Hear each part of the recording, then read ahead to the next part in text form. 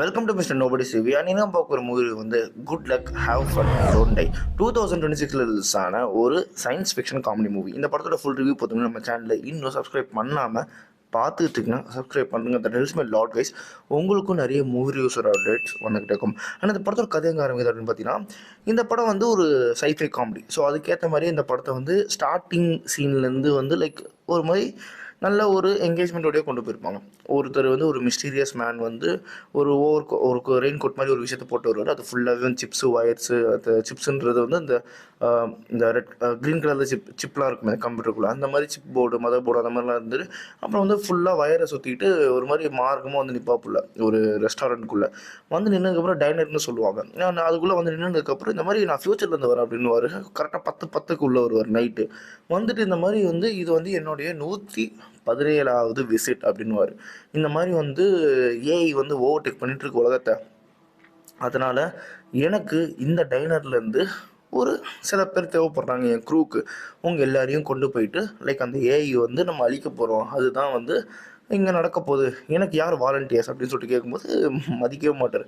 ஆனால் இவர் வந்து அந்த 117 தடவை வந்தாருன்றதுக்கு எப்படி ஜஸ்டிஃபை பண்ணுவாங்க அந்த சீன் அப்படின்னு பார்த்தீங்கன்னா, யார்கிட்ட ஃபோன் இருக்குது, அந்த ஃபோனை எங்கே தூக்கி போட்டு அதை வந்து டிசேபிள் பண்ணுன்ற வரைக்கும் இவர் தெரிஞ்சு வச்சுருப்பார். எல்லாரோட ஃபோன்லேயுமே அந்த ஏஐ இருக்கும். அங்கே இருக்கிற மக்கள் வந்து நிறைய பேர், முக்கால்வாசி பேர் வந்து அடிக்டாகவே இருப்பாங்க, ரீல்ஸ் அடிக்டாக இருப்பாங்க. எல்லாமே வந்து ஏஐ ஜென்ரேட்டட். பார்த்துக்கிட்டே இருப்பாங்க. கண்ணுலாம் பிளாக் சர்க்கிள் ஆயிரும். ஒரு மாதிரி ஏஐயோட அந்த இந்த எக்ஸ்டெண்ட் பண்ணுற அளவுக்கு இருக்கும் அந்த ஏஐயோட தாக்கம் அதில். ஓகேங்களா?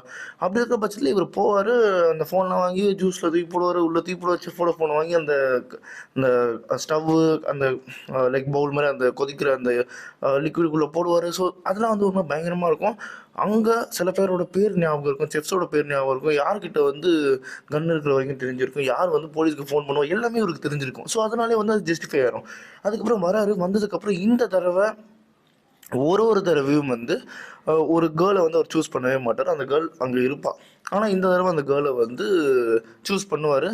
ஏன்னா யூனிவர்ஸ் வந்து ஒரு சிக்னல் மாதிரி கொடுக்கும். சரி ஓகே அப்படின்னு சொல்லிட்டு அவங்களோட பயணத்தை ஆரம்பிக்கிறாங்க. பயணத்தை ஆரம்பித்ததுக்கப்புறம் அவங்க போகிற இடம் எல்லாமே வந்து எப்படிப்பட்ட தடங்கள்லாம் வருது.